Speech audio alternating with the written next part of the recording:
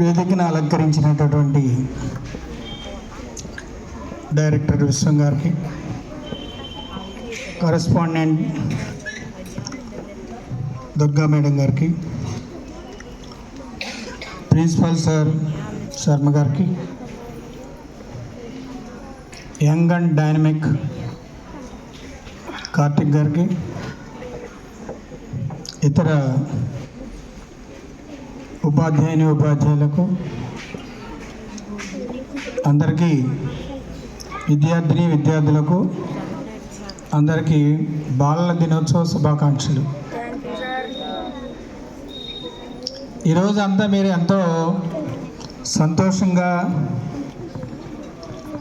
గడపవలసినటువంటి రోజు. మీ చిరునవ్వులతో ఈ ప్రాంగణం అంతా కూడా ఈ ఫడ్ లైట్ల కన్నా ఎక్కువగా వెలిగిపోతుందని భావిస్తున్నాను. ఇకపోతే ఈ రోజుని బాలల దినోత్సవంగా ఎందుకు జరుపుకుంటారు అనేటటువంటిది ముందు చెప్పినటువంటి డైరెక్టర్ సార్ గారు అలాగే తెలుగు సార్ గారు వివరించారు. జవహర్లాల్ నెహ్రూ గారి బర్త్డేని బాలల దినోత్సవంగా మనం జరుపుకుంటూ ఉన్నాం. నెహ్రూ గారిని పిల్లలు చాచా అని పిలుచు ఉండేవారు. చాచా అంటే మన ఇంట్లో మన మామయ్య గారు ఉన్నారు కదా, అలాగా చాచా నెహ్రూ అనేవారు. ఆయన పిల్లలన్నా గులాబీలన్నా బాగా ఇష్టం. అందుకని ఆయన కోట్లో ఎప్పుడు గులాబీ ఉంటుంది. గులాబీలు ఇష్టపడిన వాళ్ళు ఎవరైనా ఉన్నారా చెప్పండి? ఇష్టపడని వాళ్ళు అందరికీ ఇష్టమే కదా. అలాగే పిల్లలంటే అందరికీ ఇష్టమే.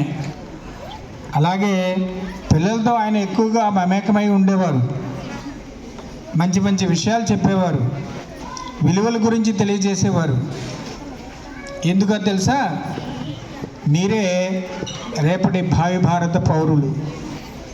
ఈ దేశం యొక్క ప్రగతికి బాటలు వేసేటటువంటి వాళ్ళు మీరు రేపు.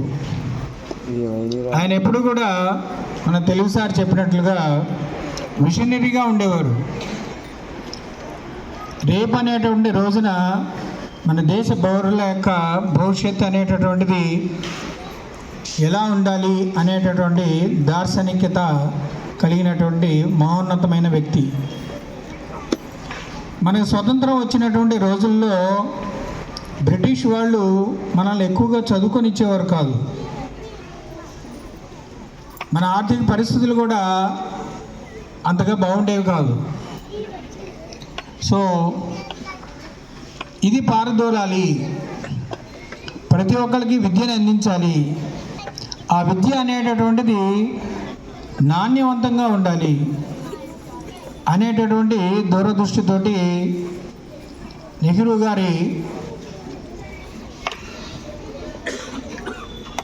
ఒక ఆశయంతో మన దేశంలో అత్యున్నత ప్రమాణాలు కలిగినటువంటి ఇంటర్నేషనల్ వైజ్ స్టాండర్డ్స్ కలిగినటువంటి ఐఐటీస్ని స్థాపించడం జరిగింది. సో దాంట్లో ఇప్పటికీ కూడా సీట్లు రావాలి అని అంటే ఎన్నో రకాలైనటువంటి పరీక్షలను ఎదుర్కొని మంచి మెరిట్ స్టూడెంట్స్ని